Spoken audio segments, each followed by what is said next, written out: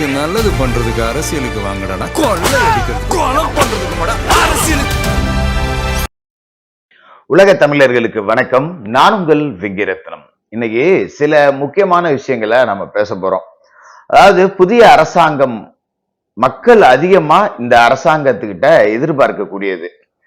நிறைய பேர் மகளிர் உரிமை தொகை எங்களுக்கு வரல, ஏற்கனவே திமுக ஆட்சியில கொடுக்கப்பட்டவர்களுக்கு மட்டும்தான் வந்திருக்கு, புதியவர்கள் யாருக்குமே இன்னும் வரல அப்படிங்கிறத எனக்கு கூட நிறைய கால் வந்திருந்தது. பட் அதற்கான விண்ணப்பங்கள் மறுபடியும் எடுக்கிறது, அதுக்கான ப்ராசஸிங்லாம் இருக்கு அப்படிங்கிறதால அது கொஞ்சம் லேட் ஆகும். இது மாதிரி 2500 ரூபா தரேன் அப்படின்னதை ஏன் தரல அப்படின்னு கேட்டிருக்காங்க. கிட்டத்தட்ட எப்படியும் கொஞ்சம் அவகாசம் அப்படிங்கிறதையும் அரசு கேட்டிருக்கு. ஒரு வருஷத்துக்கு மேல மக்களே அதை கேட்க ஆரம்பிச்சிருவாங்க, அதுக்கு மேலலாம் விட மாட்டாங்க. பட் இன்னைக்கு நாம அதை பத்தி பேச போறது இல்லை. ஏன்னா நிதி கிடைக்கிறதை விட நீதி கிடைக்கிறது ரொம்ப முக்கியம் அப்படின்னு நான் நினைக்கிறேன். அந்த வகையில தீர்க்கப்படாத பல வழக்குகள் அப்படிங்கிறது தமிழ்நாட்டுல நிலுவையில் இருக்கு.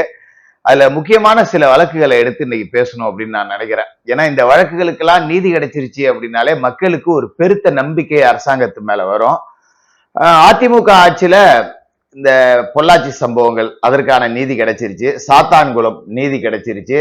அதே மாதிரி இந்த அண்ணா யூனிவர்சிட்டி பாலியல் விவகாரத்துல சம்பந்தப்பட்ட ஞானசேகரன் திமுகவை சேர்ந்தவனுக்கு தண்டனை கொடுக்கப்பட்டிருக்கு. அதே நேரத்துல அதற்கு பின்னணியில இருக்கிற யார் அந்த சார் அதெல்லாம் வெளியிலேயே வரல. அது கிட்டத்தட்ட பாதி நீதி அப்படின்னு தான் அதை நம்ம சொல்ல முடியும். ஆனா அதை தாண்டி பல வழக்குகள்ல நீதியே கிடைக்காம இருக்கு. இதெல்லாம் ஏன் அப்படின்னா அரசு ஊழியர்கள், அது காவல்துறையோ வருவாய்த்துறையோ எந்த துறையோ, மக்களோட ஒரு ஃப்ரெண்ட்லி அப்ரோச் அப்படிங்கிறது கடந்த காலகட்டங்கள்ல தமிழ்நாட்டுல இருந்ததே கிடையாது. அது இருக்கணும். ஏன் கடந்த 5 ஆண்டுல ரொம்ப மோசமா இருந்துச்சு அப்படின்னா, இந்த ஏர் ஓட்டுறவன் இழிச்சவாயின்னா மாடு மச்சானு கூப்பிடுன்னு சொல்லுவாங்கல்ல, அது மாதிரி இந்த தமிழ்நாடு அரசுங்கிற ஏரை ஓட்டிக்கிட்டு இருந்த ஸ்டாலினை அப்புறம் மாடு மச்சான் தான் கூப்பிடும். அப்ப அரசு ஊழியர்கள் மக்களை மதிக்கவே மாட்டாங்க. நீங்க சாதாரணமா ஒரு அரசு அலுவலகத்துக்கு போனீங்கன்னா, என்ன அங்க போய் பாரு அந்த டேபிள்ல இருப்பாங்க, இப்படிதான் பதில் வரும். நீங்க போலீஸ் ஸ்டேஷன்லாம் போனா நான் செருப்பு வெளில கழட்டி போடும்போல பரவாயில்லையே போல இப்படிதான் வரும். இந்த மாதிரியான ஃப்ரெண்ட்லி அப்ரோச் இருந்துச்சு அப்படின்னாலே அந்த உறவு பாலம், மக்களுக்கும் அரசுக்குமான உறவு பாலம் அப்படிங்கிறதே அதிகாரிகள் தான். அதை மாத்திக்கிட்டா இன்னும் கொஞ்சம் நல்லா இருக்கும் அப்படிங்கிறதையும் சொல்லிக்கிட்டு இதுல நம்ம முதல் வழக்கா பார்க்க போறது, இந்த எல்லா வழக்குகளுமே ரொம்ப முக்கியமான வழக்குகள் தான். ஆனா இது எல்லாமே மக்களோட பார்வையில் இந்த வழக்குக்கெல்லாம் நீதி கிடைக்குமா, போச்சுரா அவ்வளவுதான்டா அப்படிங்கிற மாதிரி இருக்கு. மீடியாக்களும் பாத்தீங்கன்னா அந்த ட்ரெண்டிங் நியூஸை தான் விரும்புவாங்க. இப்ப நான் பேசக்கூடிய செய்தியெல்லாம் எந்த மீடியாவுமே பேசாது. ஏன்னா இது பழைய நியூஸ்ப்பா, இதுக்கு ஒன்றும் நியூஸ் வேல்யூ இல்லப்பா அப்படிம்பாங்க. இந்த மாதிரி செய்தி தான் மக்கள்கிட்ட நிறைய போய் சேரணும் அப்படிங்கிறதால முறையா உங்ககிட்ட கேட்குறேன், இந்த வீடியோவுக்கு தயவு செய்து ஹைப் பண்ணுங்க. எல்லாரும் முடிஞ்ச வரைக்கும் எல்லாருமே கமெண்ட் பண்ணுங்க. அப்பதான் நிறைய அல்கோரிதம் இதை ரெக்கமெண்டேஷன் பண்ணும், நிறைய பேருக்கு போய் சேரும். இந்த முதல் வழக்கா நம்ம பார்க்க போறது கள்ளக்குறிச்சி சக்தி மெட்ரிக் மேல்நிலைப்பள்ளி, கனியாமூர் சக்தி பள்ளி மாணவி ஸ்ரீமதி அவர்களுடைய மரணம். இது கொலையா, இது தற்கொலையா, மாணவி பாலியல் வன்புணர்வு ஆளாக்கப்பட்டாளா, இன்னும் எத்தனையோ கேள்விகளுக்கு விடை அப்படிங்கிறதே தெரியல. நான் சவுக்கு சங்கர் அவர்கள் ஆதரிச்சு எத்தனையோ வீடியோ போட்டிருப்பேன். அவரு இந்த மாணவி விகாரத்தை தற்கொலை அப்படின்னாரு, அதை என்னால ஏத்துக்க முடியல. இன்னும் கூட அந்த விஷயத்துல நாம அவருடைய ஸ்டாண்டுக்கு எதிர் நிலைப்பாடு அப்படிங்கிறதா நாம எடுத்திருக்கோம். ஒரு பள்ளி மாணவி மாடியிலேருந்து குதிச்சு தற்கொலை பண்ணியிருக்கா, அவங்க தாயார் அதை கதறிக்கிட்டு இருக்காங்க. அந்த பகுதியில இது கிட்டத்தட்ட ஒரு பெரிய இளைஞர் புரட்சியாவே வெடிச்சுது. ஆனா இதுக்கு பின்னாடி நின்றுட்டு விசிகாவினர் சில அரசியலையும் பண்ணாங்க. விசிகாவை சேர்ந்த திராவிட மணி அப்படிங்கிறவங்க தான் வாட்ஸ்அப் குரூப் எல்லாம் உருவாக்கி அந்த பள்ளியை அடிச்சு சூறையாடினது போனது வந்தது. இதுல அப்பாவிகள் பலர் கைது செய்யப்பட்டு கடலூர் சிறையில் அடைக்கப்பட்டு சித்திரவதையும் செய்யப்பட்டாங்க. பட் எல்லாமே நடந்து முடிஞ்சும் கூட இந்த மாணவிக்கான நீதி அப்படிங்கிறது கிடைச்சுதா அப்படின்னா இல்ல. இந்த முதல் போஸ்ட்மார்டம், 2வது போஸ்ட்மார்டம், ஒரு உடலை எந்த அளவுக்கு சிதைக்க முடியுமோ அந்த அளவுக்கு சிதைச்சும் கூட நீதி அப்படிங்கிறது கிடைக்கல. அந்த பெண்ணோட தாயார் இன்னும் போராடிக்கிட்டு தான் இருக்காங்க.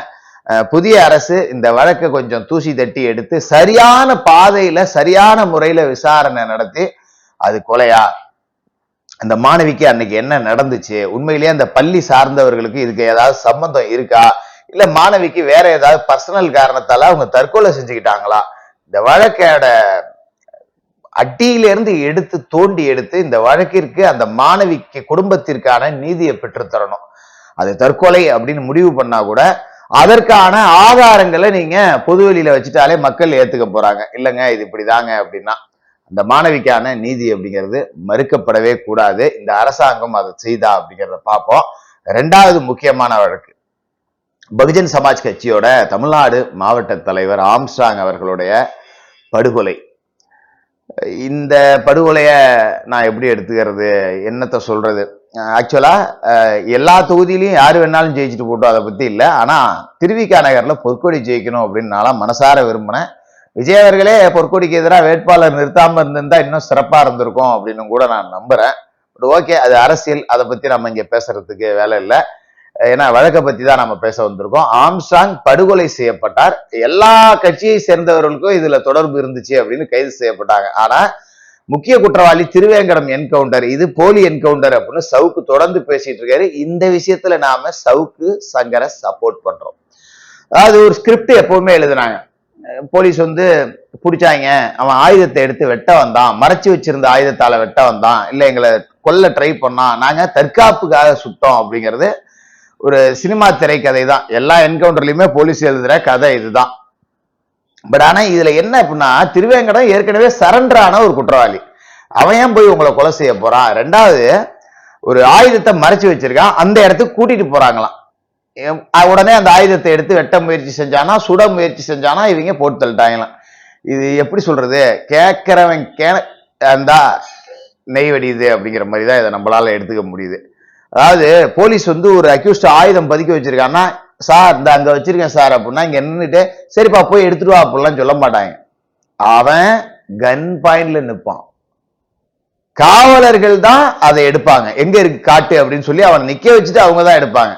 ஒரு சடலம் புதைக்கப்பட்டா கூட புதைச்சவனையெல்லாம் தோண்டி எடுக்க சொல்ல மாட்டாங்க, அவங்க நிப்பா, வேற பணியாளர்கள் தான் அதை தோண்டி எடுப்பாங்க.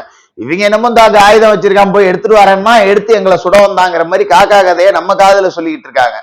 அப்ப இந்த போலி என்கவுண்டர் அப்படிங்கிறத விசாரிச்சாலே, என்கவுண்டர் யாருக்காக செய்யப்பட்டுச்சு அப்படிங்கிறவங்களை பிடிச்சாலே ஆம்ஸ்ட்ராங் கொலைக்கான நீதி அப்படிங்கிறது கிடைச்சிரும். இதுல முக்கிய குற்றவாளி நாகேந்திரன் சிறையில இறந்து போனார், அதோட அஸ்வத்தாமெல்லாம் இப்ப ஜாமீன்ல இருக்கார் அப்படின்னு சொல்லப்படுது. இதுல இன்னும் நிறைய பேர்த்த விசாரிக்க வேண்டியது இருக்கு. செல்வ பெருந்தகையில இருந்து சேகர் பாபுல இருந்து. செல்வ பெருந்தகை இன்னைக்கு காங்கிரஸ் கமிட்டியோட தலைவர், ஆளுங்கட்சியோட கூட்டணியில இருக்காங்க. அதுக்காகலாம் இதை விட்டுட்டு எல்லாம் போயிட முடியாது, தொடர்ந்து பேசிக்கிட்டு தான் இருப்போம். இந்த விஷயத்துல நீதி கிடைச்சிருச்சு அப்படின்னாலே விஜய் அவர்களை மனதார பாராட்டலாம். செல்வ பெருந்தகைக்கு தொடர்பு இருந்தாலும் தூக்கி போட்டு மிதிப்பதில் தவறே இல்லை அப்படிங்கிறது தான் நம்ம சிறப்பு. அடுத்தது மடப்புறம் கோவில் காவலாளி அஜித். இது எப்படி சொல்றதுன்னே தெரியல. போலீசாரே கூலிப்படையா மாறி செய்த ஒரு பச்சை படுகொலை தான் இதை நான் லாக்அப் டெத்னே சொல்ல மாட்டேன். இப்ப சாத்தான்குளம் ஜெயராஜ் பென்னிக்ஸ் கொலை, ஆனா அது லாக்அப் டெத். பட் இது லாக்அப்லயே நடக்கல, காடு கரை கம்மா எல்லா இடத்துலயும் கூட்டு போய் வச்சு அவனை அடிச்சிருக்காங்க. நம்பர் பிளேட்டை மாத்திருக்காங்க, போலீஸே நம்பர் பிளேட் எல்லாம் மாத்திட்டு போய் கூலிப்படை மாதிரி செயல்பட்டு அவனை அடிச்சு கொன்னு, அவன் தண்ணி தாங்க அடிக்குதுங்கிறப்ப அவன் வாயில மிளகாத்தூளை கரைச்சி ஊத்தி விட்டு எவ்வளவு சித்திரவதைகள். பட் நம்ம இதுக்கு மேல சித்திரவதைகள்லாம் அந்த தமிழ்நாடு, பெங்களூர், கர்நாடகா STF வீரப்பன் வழக்குல என்ன செஞ்சதுங்கிறத பார்த்திருக்கோம், வாச்சாத்தி வழக்குல என்ன செஞ்சதுன்னு பார்த்திருக்கோம், தமிழீழ விடுதலை போராட்டத்துல அந்த 4வது மாடி அங்க நடந்த சித்திரவதைகள்லாம் நாம பார்த்திருக்கோம். கிட்டத்தட்ட அதுக்கு நிகரானதுதான். ஒரு 8000 சம்பளத்துக்கு வாட்ச்மேன் வேலை பார்க்கிறவனை நகை திருடுனான்னு ஒரு பொய் வழக்க சொல்லி அவனை அடிச்சு கொண்டு, அவனுக்கு இடம் தரேன்னு சொல்லி அதையும் ஊருக்கு அந்தாண்ட ஒரு பொட்டல் காட்டுல கொடுத்து, அவன் தம்பிக்கு வேலை தரேன்னு சொல்லி அதையும் ஒரு தனியார் நிறுவனத்துல கொடுத்து அந்த குடும்பத்தை பண்ண சித்திரவதைகள் கொஞ்சமா நெஞ்சமா. அதனாலதான் இந்த ஸ்டாலின் அரசுக்கு அந்த மடப்புறம் காலி நாசமா போயிடுவீங்கடான்னு பழி கொடுத்துட்டா அப்படின்னு தான் நான் நினைக்கிறேன். இதுல முக்கியமான விஷயம் என்ன அப்படின்னு பாத்தீங்கன்னா, இந்த அஜித்தோட நண்பர்கள் அவ்வளவு பேரும் கடைசி வரைக்கும் இன்னும் வழக்குக்கு நீதிக்காக நிக்கிறாங்க. இதுல நகை வந்து கண்டுபிடிக்கப்படலை தமிழ்நாடு காவல்துறையால, சிபிஐயாலையும் கண்டுபிடிக்க முடியல, சிபிஐக்கு வழக்கு போன பிறகு. அதனால நகை திருட்டு வழக்கு கைவிடுறோம் அப்படின்னு சொல்றாங்க. அப்படியெல்லாம் கைவிட முடியாது. ஒரு நகை காணா போச்சு அப்படிங்கிறத கண்டுபிடிக்க முடியல அப்படின்னா அப்ப நகை காணா போவே இல்லைன்னு அர்த்தம். அப்ப அப்படித்தானே அதை எடுத்துக்க முடியும். இல்ல அவன் திருடுனான் காணா போச்சுன்னு வச்சுக்க முடியுமா?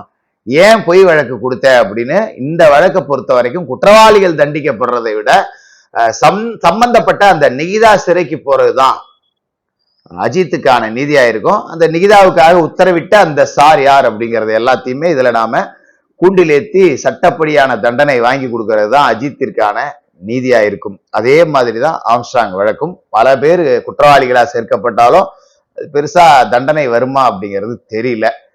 அதன் பிறகு இந்த வழக்கு அப்படிங்கிறது டிவிகேவுக்கு ரொம்ப முக்கியமான வழக்கு. கரூர் வேலுசாமிபுரத்துல நடந்த பிரச்சார கூட்டத்துல 41 பேர் கொல்லப்பட்டிருக்காங்க.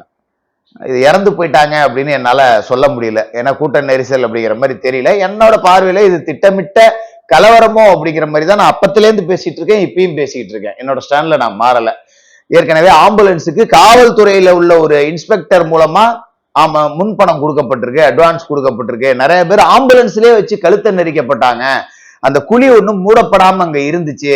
இப்படி ஏகப்பட்ட பிரச்சனைகளுக்கு மத்தியில 41 பேரோட உயிர் போச்சு. இன்ன வரைக்கும் அது எஸ்ஐடி, சிபிஐ என்னென்னவோ நடந்து கடைசி வரைக்கும் அதுக்கான நீதி அப்படிங்கிறது கிடைக்கப்படல. முதல்வர் விஜய் பதவியேற்ற பிறகு நான் கூட அன்னைக்கே சொல்லியிருந்தேன், அந்த மேடையிலேயே கூட அவங்களுக்காக ஒரு நிமிடம் மௌன அஞ்சலி செலுத்தியிருக்கலாம். முதல் சட்டமன்ற கூட்டத்தொடர் நடந்துச்சு, அதுல கூட ஒரு மௌன அஞ்சலி செலுத்தியிருக்கலாம். இல்ல அதன் பிறகு எத்தனையோ தலைவர்களை போய் பார்த்தார், இன்ன வரைக்கும் கரூருக்கு போகல. இப்ப யாருக்கிட்டே ஒரு அனுமதி வாங்கணும் அப்படின்னு அவசியம் கிடையாது. விஜய் நினைச்சா இன்னைக்கு போகணும்னு நினைச்சா இந்த செகண்டே கரூர் கிளம்பி போகலாம். பாதிக்கப்பட்ட அந்த குடும்பத்தினருக்கு நீதி கிடைக்குதோ இல்லையோ, இவர் போய் நேர்ல ஒரு ஆறுதல் சொன்னா, இல்ல நான் இறந்தவங்க குடும்பத்தை கூட மகாபலிபுரத்துக்கு வர வச்சுதான் பார்த்தேன் அப்படிங்கிற அந்த கரையவும் தொடக்கலாம். கண்டிப்பா கரூர் சம்பவத்திற்கான நீதி அப்படிங்கிறத சிபிஐ கிட்ட வேகம் எடுக்க வைக்கணும். அதே மாதிரி மடப்புறம் அஜித் வழக்கிலையும் சிபிஐ வேகம் எடுக்க வைக்கணும். ஆம்ஸ்ட்ராங் வழக்க மறுபடியும் சிபிஐ கிட்டேயே ஒப்படைக்கணும். இதே மாதிரிதான் இந்த கள்ளக்குறிச்சி ஸ்ரீமதி விவகாரத்திலும் நீதி அப்படிங்கிறது கிடைக்கணும். இப்ப இது ட்ரெண்டிங்ல இல்லாத நியூஸ் அப்படிங்கிறதால பெரும்பாலான மீடியாக்கள் பேச மாட்டாங்க. பட் இந்த மாதிரியான வழக்குகள் எல்லாத்துக்கும் நீதி வாங்கி கொடுத்துட்டாலே மக்கள் உங்களை கொண்டாட தயாரா இருப்பாங்க. செய்வீங்களான்னு பார்ப்போம். தொடர்ந்து பேசுவோம்.